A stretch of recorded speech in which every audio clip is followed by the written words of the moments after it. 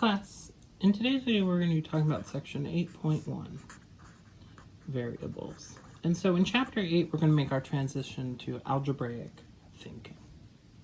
And so up to this point we've talked about constants. Those are our fixed numbers.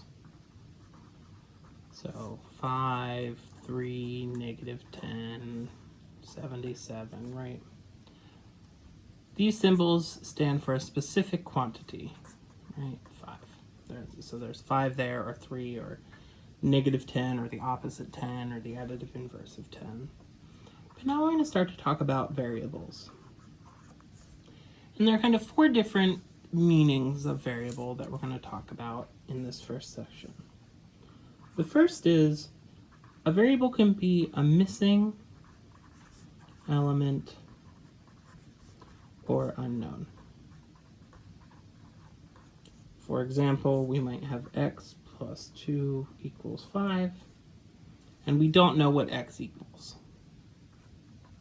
This is our unknown. Or instead of standing for a particular unknown, right, where here x equals 3 because 3 plus 2 equals 5, a variable can stand for more than one thing. So more than one thing. So suppose h is height and a is age for a person. A and h can be different for different people.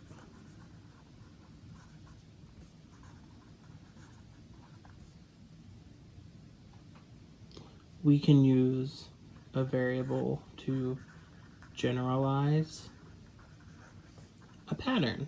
So think back to chapter 1 where we were looking at patterns of numbers and we needed, say, the nth term of a sequence.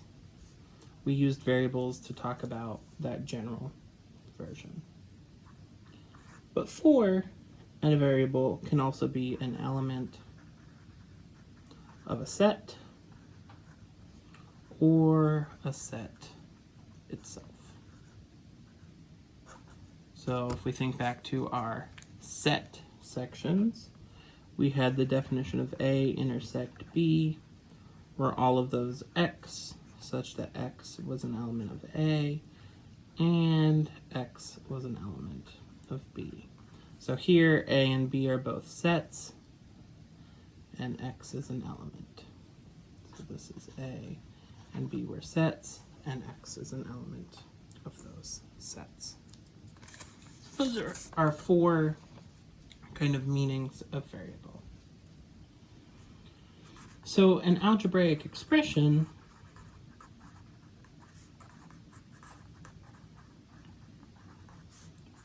contains one or more variables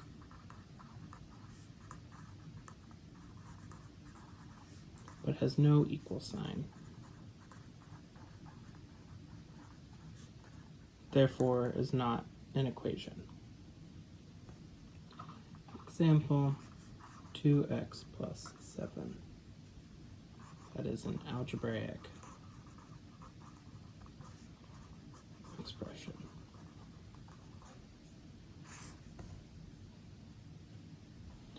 In contrast, an algebraic equation is a statement of equality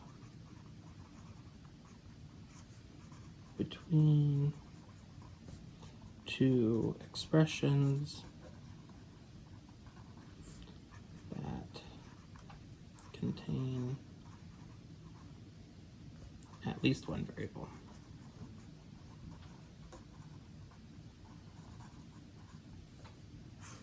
So the common theme here is algebraic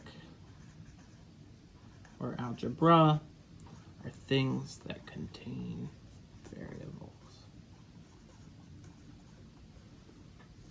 So let's look at an example. You often hear these number tricks, and they often go in viral videos on TikTok or YouTube, and it say, take any number. And so I'll write this down. Take any number, multiply it by 4, and I'll say it out loud and then I'll write it. Take any number, multiply it by 4, add 16. Divide that result by 2. Subtract 8 from that quotient, and if you tell me your answer, I can tell you your number. So take any number,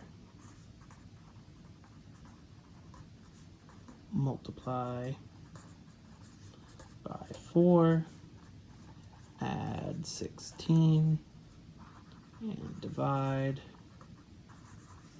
by 2. Subtract 8 from the quotient, and tell me your answer.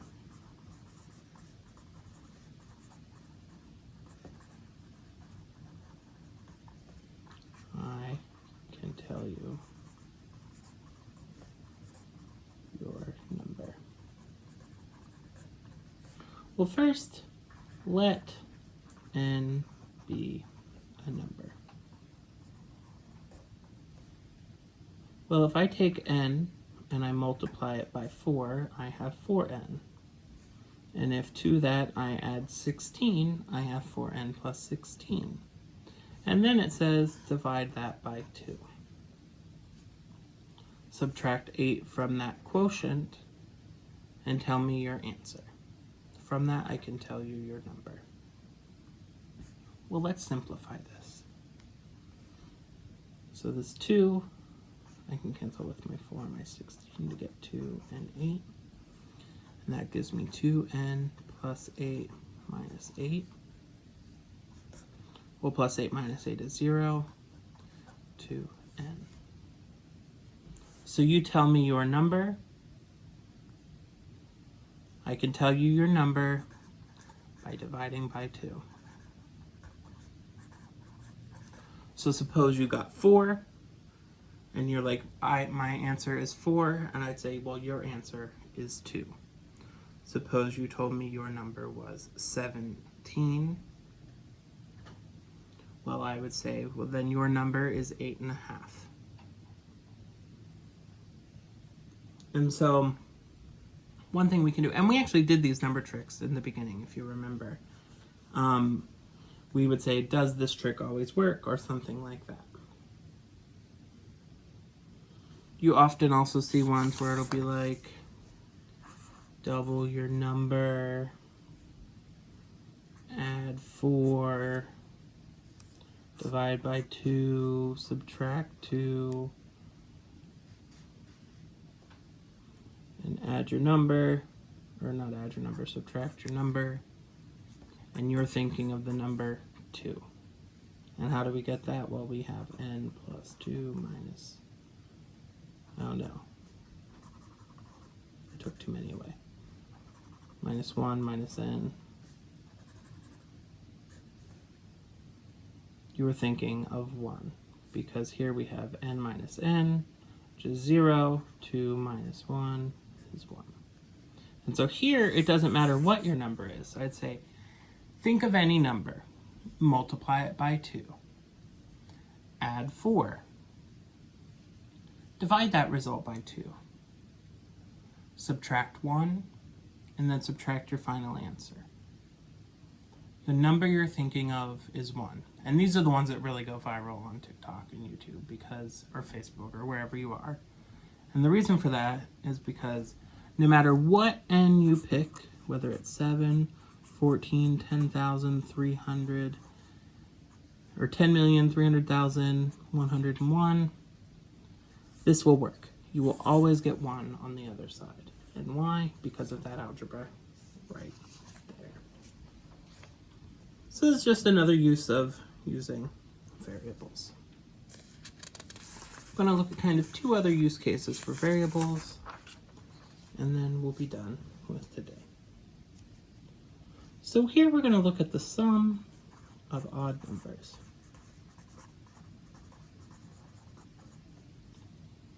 Well, the first odd number is 1. Now suppose we do 1 plus 3, we get 4. Now 5 plus 3 plus 1, 9. 7 plus 5 plus 3 plus 1, 16.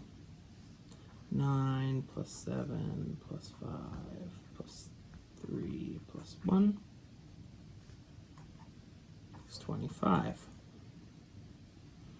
11 plus 9 plus 7 plus 5 plus 3 plus 1 is 36. 13 plus 11 plus 9 plus 7 plus 5 plus 3 plus 1 is 49. What is special about these numbers to the right of my equal sign?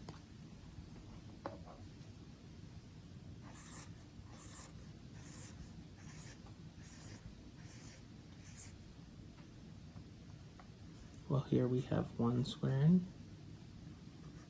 2 squared, 3 squared, 4 squared, 5 squared, 6 squared, 7 squared, and so on. So the sum of the first n odd numbers is n squared. Because here we have 1 odd number is 1 squared. The sum of the first 3 odd numbers is 3 squared. The sum of the first 6 odd numbers is 6 squared. So based on that, how would we show that? Well, here we have 1. And to that 1, I'm going to add 3.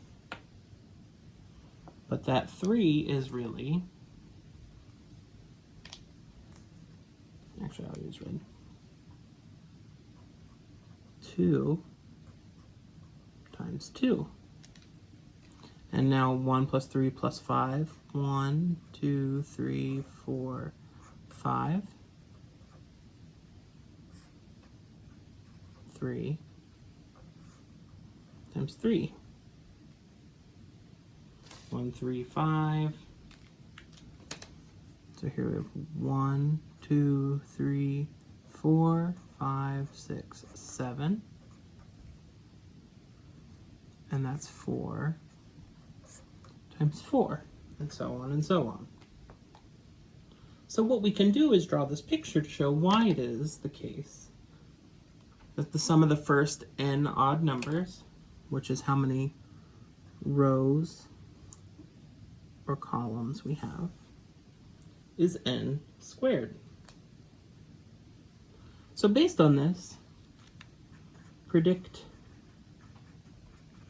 the sum of the first 100 odd numbers and find 1 plus 3 plus 5 plus all the way up to 99. Well, we said the sum of the first 5 odd numbers was 5 squared, so this is just 100 squared. But now this next one's a little bit more work. If I have 1 plus 3 plus 5 plus 7 plus 9 all the way up to 99, how many odd numbers is that? Well, that's the first 50.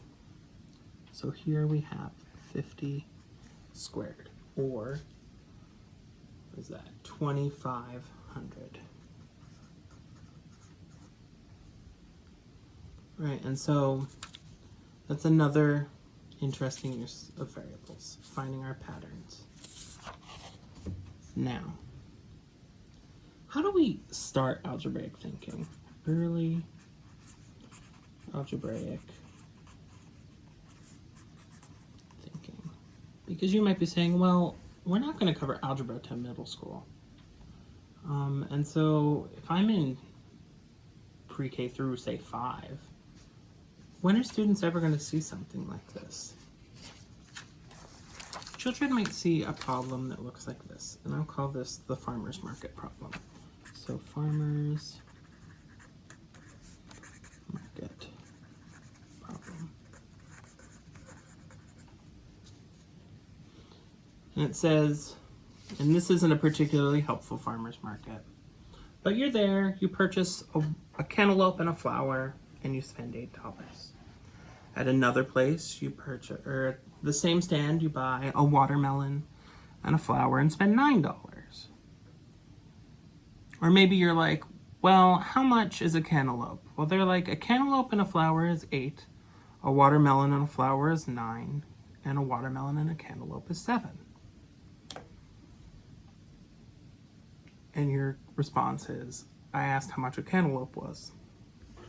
And they're like, well, this is the only sign we have that says how much things cost. Well, suppose we look at these two together.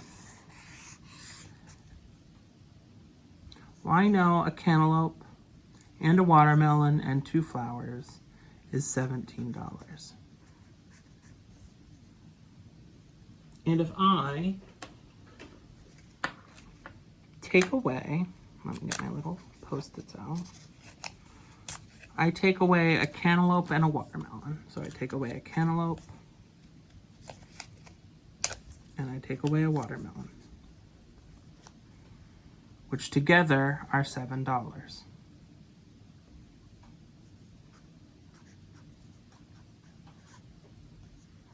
Left with $10. That means that 2 flowers cost $10. And what does that mean 1 flower costs? 1 flower then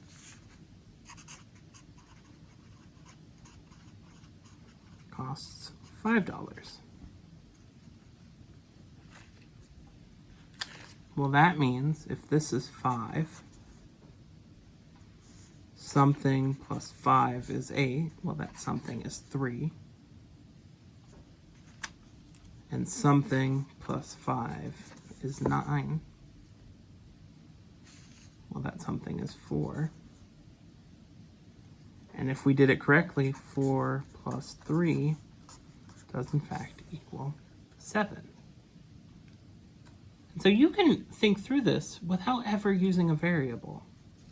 But we can also solve this algebraically. So early algebraic thinking looks like this picture. Algebraic thinking looks like, let C be the price of the cantaloupe, let W be the price of watermelon, and let F be the price of flower in a vase. Well, we know that C plus F equals 8. And we know that W plus F equals 9. And we know that C plus W equals 7. And so here we have 3 equations and 3 unknowns. You can't see those. Here we have 3 equations and 3 unknowns. And what we did to solve this, well, we said C plus W plus 2F is 17. And I could subtract C and W, which was 7, from both sides. So I have 2F equals 10. Divide those sides by 5, or 2. My brain got ahead of myself. F equals 5. So we have C plus 5 equals 8. So C equals 3. And W plus 5 equals 9. So W equals 4. And so we get cantaloupe costs 3, watermelon costs 4, and flower costs 5. Which, notice, is exactly what we got with our early algebraic thinking. So our focus here on section 8.1 is just how we use variables, and often in problem solving, when they might arise in what we do in mathematics more generally. We will work more with variables in the coming sections. Have a great day, everybody.